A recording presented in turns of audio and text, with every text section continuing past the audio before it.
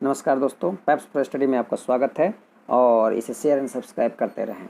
अभी आज हम साइंस के कुछ ऑब्जेक्टिव क्वेश्चंस करेंगे। आइए पहला क्वेश्चन देखते हैं। पहला क्वेश्चन है which of these is both a kharif and a rabi crops, जिसमें ऑप्शन ए है मस्टर्ड, जिसे हम जानते हैं कि रबी क्रॉप्स है। ग्राम बी ऑप्शन है, ये भी रबी क्रॉप्स है। कैस्टर का पता नहीं। पैडी खरीफ फसल है। पैडी क्या है? खरीफ है। तो यहाँ कैस्टर जो है ये दोनों फसल है, जो कि हमें क्वेश्चन में पूछा जा रहा है। बोथ खरीफ एंड रबी, ये कौन सा है? कैस्टर। कैस्टर को हिंदी में क्या? रेणी बोलते हैं।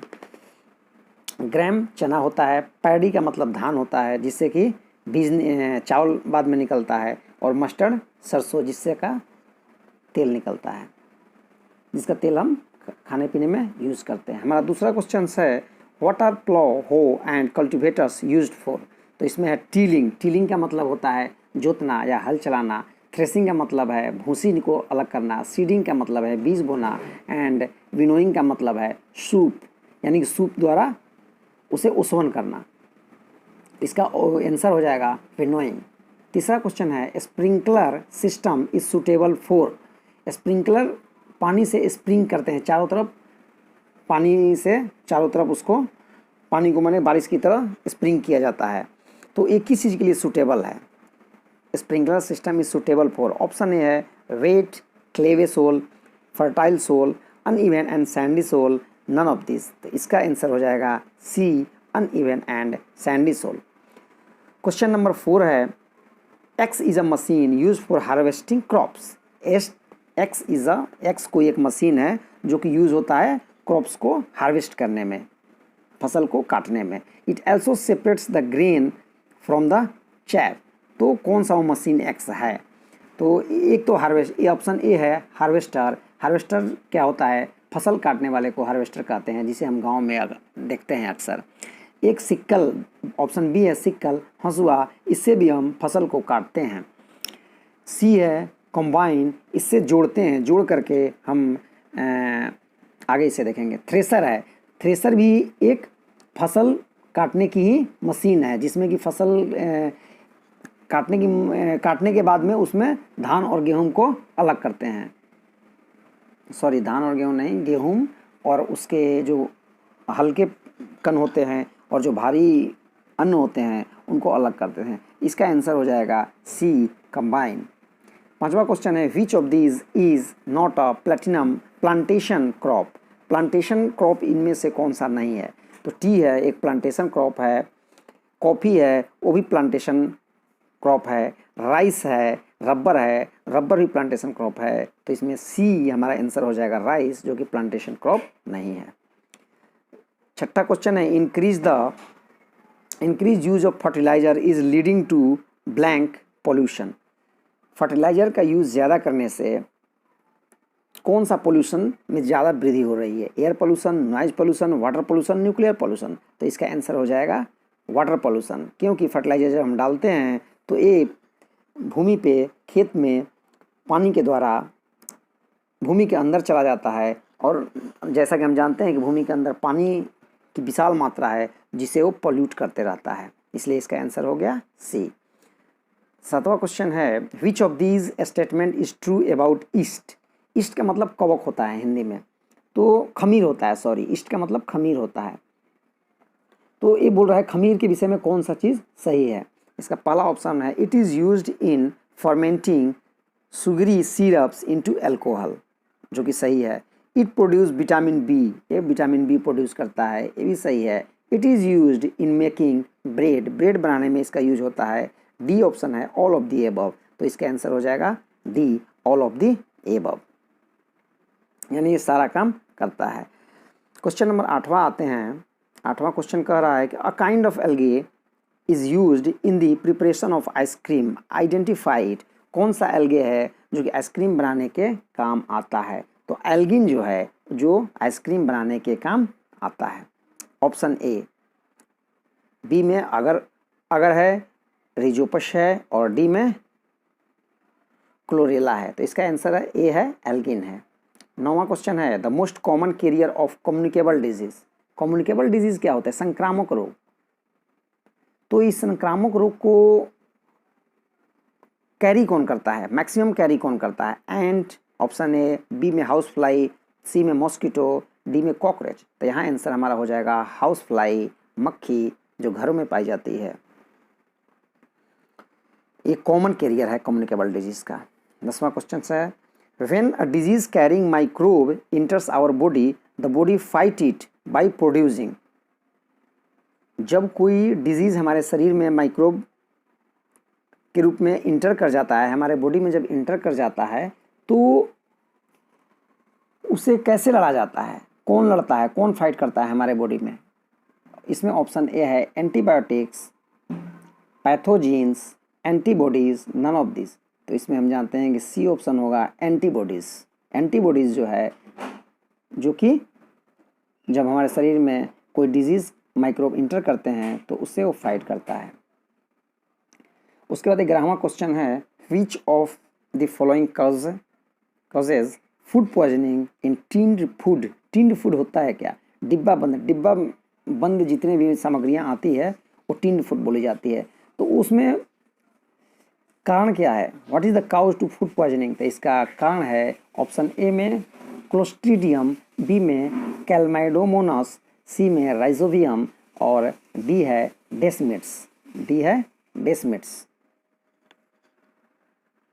डी है डेस्मिट्स, ये है डेस्मिट्स। इसका आंसर हो जाएगा क्लोस्ट्रीडियम, ऑप्शन ए। अब क्वेश्चन नंबर 12 है, what is the pH value या pH level of pure water. तो जैसा कि हम जानते हैं कि जो प्योर वाटर होता है, एक उदासीन होता है, उसका पीएच वैल्यू कितना होता है? 4, 6, 3, 7। तो उसका पीएच वैल्यू कितना होगा? 7 होता है। 7 से जिनका कम पीएच वैल्यू होता है वो एसिड होते हैं, और 7 से जिनका ज़्यादा पीएच वैल्यू होता है वो बेस होता है। यहाँ आंसर हमारा 7 हो जाएगा। क्वेश्चन नंबर 13 है, which of these are used in making toys. Toys बनाने में क्या यूज करते हैं? पॉलीथीन, पीवीसी, टेफ्लॉन या बोथ ए एंड बी। तो यहाँ आंसर हो जाएगा बोथ ए एंड बी, यानी आंसर डी सही है। पॉलीथीन और पीवीसी बोथ यूज किया जाता है। क्वेश्चन नंबर 14 है, what is the full form of PET. तो पीईटी का फुल फॉर्म क्या होता है? Polyethylene terephthalate. Option B polyethylene terephthalate. पहला जो है पॉलीथेनॉल टेरेपैथेनॉल है, जो कि सही नहीं है। बी आंसर इसका सही है, पॉलीइथिलीन टेरेपेलेट है। तो इस तरह हम 14 क्वेश्चन अभी कर लिए। अब हम आते हैं 15 क्वेश्चन पे। Question number 15। क्वेश्चन नंबर 15 कहता है, the first man made fibre obtain from the natural sources. सर्वप्रथम हमें जानते हैं कि नेचुरल सोर्स से सर्वप्रथम कौन सा फाइबर बना था। इसमें क्वेश्चन में पूछा जा रहा है। ए में है नाइलॉन, बी में रेयन, सी में एक्रेलिक, डी में प्लास्टिक। तो रेयन ऐसा एक ए है जो कि सर्वप्रथम कृत्रिम रूप से मानव द्वारा बनाया गया था। यह एक्चुअली सेलुलोज से बनाया जाता है। इसका आंसर हो जाएगा बी रेयन। अब नाइलॉन के बारे में जानते हैं। नाइलॉन एक एपेडिक अम्ल होता है और हेक्सामेथिलीन डायएमीन होता है। उसके संयोग से नाइलिन को बनाया जाता है, जिसका यूज़ रस्सी बनाने में, मछलियों के जाल बनाने में, जाल को पकड़ने के लिए बनाने में यूज होता है। यहाँ आंसर हो जाएगा first man made fibre rayon है। 16 क्वेश्चन हैं, many skiers wear underwear made from polypropylene because it is a thermal insulator, it is smooth against the skin, it is an electrical insulator या none of this. तो इसका option A सही है, it is a thermal insulator. It is a thermal insulator. 17 number question है, screwdriver जो होता है, screwdriver with wooden और plastic handles are used by electrician. क्यों इलेक्ट्रीशियन यूज़ करते हैं स्क्रू ड्राइवर, जो कि वुडन और प्लास्टिक से उसका हैंडल बना होता है? तो इसमें पहला ऑप्शन है wood and plastic are good conductor of electricity. Good conductor है? नहीं है, तो ये गलत हो गया। Wood and plastics are poor conductors of electricity. Poor conductors है, हाँ, तो ये सही हो सकता है। Wood and plastic gives earthing to electricity, ये गलत है। और डी में क्या कह रहा है कि बोथ आर डक्टाइल, तो ये नहीं, इसका आंसर हो जाएगा B wood and plastics are poor conductors of electricity. 18th number question है, this metal is found in liquid state. इनमें से कौन सा मेटल है जो कि लिक्विड स्टेट में पाया जा रहा है? On room temperature. तो Fe का मतलब क्या है? आयरन, Zn जस्ता, Hg पारा और Al अल्मोनियम। तो यहाँ पारा है एक, Hg जो है जो कि लिक्विड रूप में पाया जाता है यही एक ऐसा मेटल है। तो यहाँ ऑप्शन हो जाएगा मरकरी, Hg, पारा, C। 19 है which is the least reactive of metals. इनमें से कौन सा है जो कि सबसे कम रिएक्शन करता है मेटल के साथ? गोल्ड है, सोडियम है, फॉस्फोरस है, नन ऑफ दिस है। तो यहाँ हमारा आंसर हो जाएगा पहला गोल्ड। नेक्स्ट है 20 number question, the reason why metals are good electrical conductor. क्या रीज़न है कि मेटल जो है गुड इलेक्ट्रिकल कंडक्टर होते हैं? ऑप्शन ए है कि their atoms are loosely packed in no particular arrangements and are able to move freely. दूसरा ऑप्शन बी है metal iron forms a lattice surrounded by a sea of free electrons. तीसरा C है metal atoms from long line that allow little movement. और D है none of this. तो इसका हो जाएगा B, metal iron forms a lattice surrounded by a sea of freely electron. That's why freely electron moves here and there.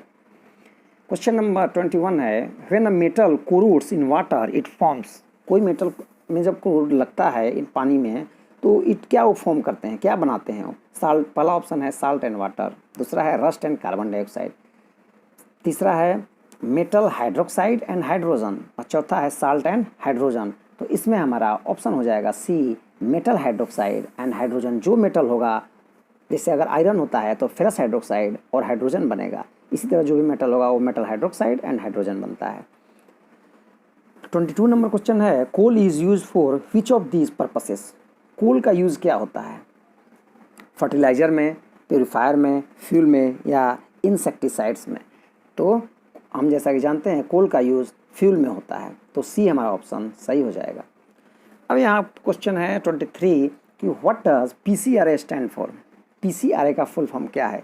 Pollution control research association, petroleum conservation research association, petroleum collection and reserve association, या none of this. तो यहाँ हमारा सही answer B है, petroleum conservation research association. ये association बनाया गया है ताकि हम पेट्रोलियम पदार्थ को बर्बाद ना कर सके, उसका ड्रॉप टू ड्रॉप को सेव करने की कोशिश करे और मुहिमें चलाते रहता है, petroleum conservation research association. 24 number question है आई एम अ थिक। कह रहा है कि कोई एक पार्टिकल्स है जो कि थिक है, ब्लैक लिक्विड है, विथ एन अनप्लीजेंट स्मेल, उसका स्मेल भी सही नहीं है। I am a mixtures of 200 substance, उसमें लगभग 200 सब्सटेंस का मिक्सचर है। What is this? वो है क्या आखिर? वो कोक है या कोल है या कोल तार है या कोल गैस है? तो जैसा कि हम जानते हैं कि कोक लिक्विड नहीं है, कोल लिक्विड नहीं है, कोल तार लिक्विड है। तो पहला ये कोल गैस फॉर्म में होता है, तो ये भी नहीं हुआ, यानी कोल तार ही सही हो जाएगा। थिक भी है, ब्लैक लिक्विड भी है और अनप्लीजेंट इसका स्मेल भी होता है और उसमें कई तरह के सब्सटेंस भी पाए जाते हैं, तो ऑप्शन नंबर सी सही हुआ। अब आता है 25 question number, kerosene is used for. Kerosene का यूज़ किस लिए होता है? पहला ऑप्शन है फ्यूल और stove, fuel for stoves and lamps, paints and motor fuel, jet fuel, कि बोथ ए एंड सी। तो यहाँ बोथ ए एंड सी होगा क्योंकि ए स्टोव और लैम्प में फ्यूल डालने के काम में आता है और जेट फ्यूल में भी आता है। 26 नंबर क्वेश्चन है what is the name of the part of the human skeleton which protects our brain. हमारे ब्रेन को कौन सा पार्ट है जो कि प्रोटेक्ट करता है? पहला है बोन, बी है क्रेनियम, सी है मेडुला और डी है सेरेब्रम। तो यहाँ ऑप्शन हो जाएगा बी, क्रेनियम, जो कि हमारे ब्रेन को प्रोटेक्ट करता है। बी क्वेश्चन इसका सही होगा। इस तरह से हमने 25-26 क्वेश्चन लगभग कर लिए हैं। अब आते हैं क्वेश्चन नंबर 27 पर। 27 कहता है the amount of heat produced by the complete combustion of a material or fuel is called. जो अमाउंट प्रोड्यूस होता है कंप्लीट कम्ब्यूशन में किसी मटेरियल के लिए, the amount of heat produce by a complete combustion of a material or fuel is called, उसे क्या कहते हैं? Evaporation, no, condensation, no, calorific value और डी है फ्रीजिंग पॉइंट। तो यहाँ ऑप्शन हमारा सही होगा कैलोरीफिक वैल्यू, यानी कि जितना अमाउंट प्रोड्यूस होता है कंप्लीट कम्बुशन किसी मटेरियल के और fuel, that fuel is called calorific value of fuel. Next question है which colour indicates the hottest part in the flame of the candle. जब हम कैंडल जलाते हैं उसमें कई तरह से कलर निकलते हैं, जैसे येलो, रेडिश टाइप में भी होता है, ब्लैक में भी होता है, वैक्स पार्ट भी होता है कैंडल का, और ब्लू भी होता है। तो कौन सा है जो ज़्यादा हॉटेस्ट होता है? तो जो ब्लू पार्ट होता है वो सबसे ज़्यादा हॉटेस्ट होता है, यानी कि आंसर ए सही है। Carbon dioxide CO2 is stored as a liquid in a cylinder at high pressure में वो उसको स्टोर करते हैं, या लो प्रेशर में, या हाई टेम्परेचर में, या लो टेम्परेचर में। तो इसका आंसर हो जाएगा high pressure, option number A. 30 number question है Rajni wonder why a flame always points upward. Flame जो जलता है वो ऑलवेज ऊपर की तरफ क्यों भागता है, उसका पॉइंट्स हमेशा अपवर्ड क्यों होता है? Option number A the gas produced in a flame are hot, hot gas are light and rise up, cold gas are formed in the flame, both A and B. तो यहाँ both A and B यानी कि D option सही होगा, क्योंकि वो ऊपर की तरफ उसका फ्लेम होता है, क्योंकि वो फ्लेम जो होता है एक तो हॉट होता है और दूसरा हॉट गैस आर लाइट होते हैं एंड राइज अप की तरफ, ऊपर की तरफ भागते हैं। तो ए एंड बी सही है, यानी कि डी सही है इसमें। 31 क्वेश्चन है blank is an area reserve for wildlife where they can freely use the habitat and natural resources. ये क्या है? बायोस्फीयर रिजर्व है, नेशनल पार्क है, कि वाइल्ड लाइफ सेंचुरी है, कि नन ऑफ दिस है? तो यहाँ वाइल्ड लाइफ सेंचुरी है। यहाँ पे जो भी जानवर हैं फ्रीली मूव करते हैं, फ्रीली घूमते हैं, हैबिटेट अपना करते हैं और नेचुरल रिसोर्सेज का आनंद लेते हैं। 32 क्वेश्चन है paper is made from wood pulp. Paper जो बनता है वुड पल्प से बनता है, resulting in many trees being cut down. If we use more recycled paper fewer trees will be cut down. जैसा कि हम जानते हैं अगर कम यूज करेंगे तो कम ट्रीज कट डाउन होंगे। तो इस ग्राफ के द्वारा हमें बताना है कि which of this graph shows the result after a few years of doing this act of conservation. ऐसा करने से, कई सालों तक करने से क्या कंजर्वेशन में क्या प्रभाव पड़ेगा? ऑप्शन ए में पैरेलल जा रहा है, ऑप्शन बी में amount of recycle paper A diagonal जा रहा है, सी जैसा कि हम देख रहे हैं रिसाइकिल पेपर ये भी बढ़ ही रहा है, डी में वक्र की तरह घूम रहा है। तो यहाँ ऑप्शन नंबर बी हो जाएगा। जो डायग्राम हम बनाएंगे डायगोनल जाएगा और नंबर ऑफ ट्रीज कटते जाएगा, कम होते जाएगा। What are endangered species? Endangered species क्या हो? आजकल बहुत ही चर्चा का ये विषय है कि इंडेंजर्ड स्पेसीज हो रहे हैं। क्यों भाई? ऑप्शन ए है these species, those species whose numbers have reduced to a critical level and may become extinct. वैसी जीव जंतु जो कि कम हो रहे हैं और लगभग अब विलुप्त के कगार पर हैं, ऐसे स्पेसीज ही को इंडेंजर स्पेसीज कहते हैं। ऑप्शन नंबर ए है, वैसे यही सही है, ऑप्शन नंबर ए ही सही है। आगे भी देख लेते हैं शायद कोई सही हो। Those species which are still abundant but may reduce. No, threatened species which are less in number and confined to certain areas। ये भी नहीं है। Species those numbers had reduced but are now on the increase। ये भी नहीं है, यानी कि ऑप्शन नंबर ए ही सही होगा। Those species whose number have reduced to a critical level and may become extinct that are called endangered species। 34 number question है which of these are effects of force। Force का effect क्या होता है?